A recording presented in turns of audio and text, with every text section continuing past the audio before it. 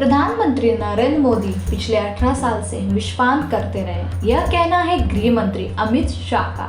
शाह ने कहा कि मैंने मोदी जी को नजदीक से इस दर्द को झेलते हुए देखा है, क्योंकि न्यायिक प्रक्रिया चल रही थी तो सब कुछ सत्य होने के बावजूद भी हम कुछ नहीं कह सकते थे। बहुत मजबूत मन का आदमी ही यह स्टैंड ले सकता है। 2002 गुजरात दंगों में शुक्रवार को सुप्रीम कोर्ट का फैसला आने के बाद शाह ने एक इंटरव्यू दिया।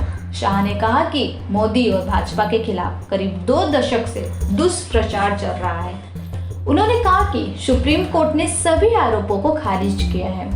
आप कह सकते हैं कि सुप्रीम कोर्ट के फैसले ने यह तो सिद्ध कर दिया कि सभी आरोप राजनीतिक रूप से प्रेरित थे। शाह ने कहा कि जिन लोगों ने मोदी जी पर आरोप लगाए थे, अगर उनकी अंतरात्मा है तो उन्हें मोदी जी और बीजेपी नेता से माफी मांगनी चाहिए।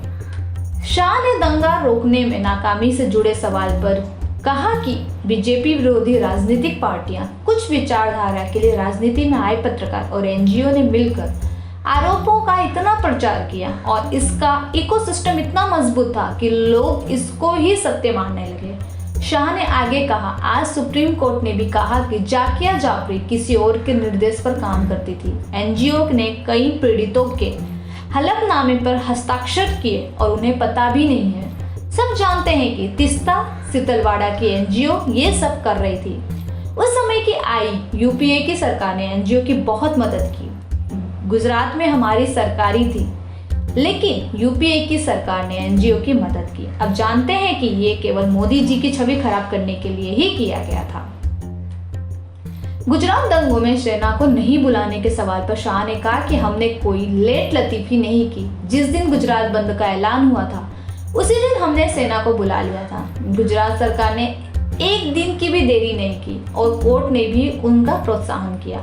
उन्होंने कांग्रेस पर सवाल उठाते हुए कहा कि दिल्ली में सेना का मुख्यालय है। जब इतने सारे सिख भाइयों को मार दिया गया, 3 दिन तक कुछ नहीं हुआ। कितनी एसआईटी बनी, हमारे सरकार आने के बाद एसआईटी बनी है। ये लोग हम पर आरोप लगा रहे हैं।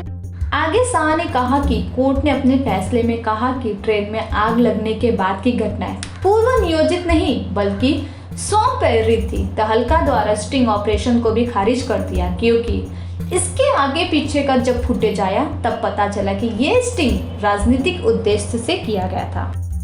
शाह ने एएनआई को दिए इंटरव्यू में कांग्रेस और उसके नेता राहुल गांधी पर परोक्ष रूप से हमला किया। नेशनल हेराल्ड मामले में राहुल से प्रवर्तन निदेशालय ने 50 घंटे से ज्यादा पूछताछ की है। विरोध में कांग्रेसियों ने जमकर विरोध प्रदर्शन भी किया। शाह ने शनिवार को कहा कि मोदी जी से भी पूछताछ हुई थी, लेकिन तब किसी ने धरना प्रदर्शन नहीं किया था और हमने कानून को सहयोग दिया और मेरी भी गिरफ्तारी हुई थी, लेकिन कोई भी धरना प्रदर्शन नहीं हुआ था।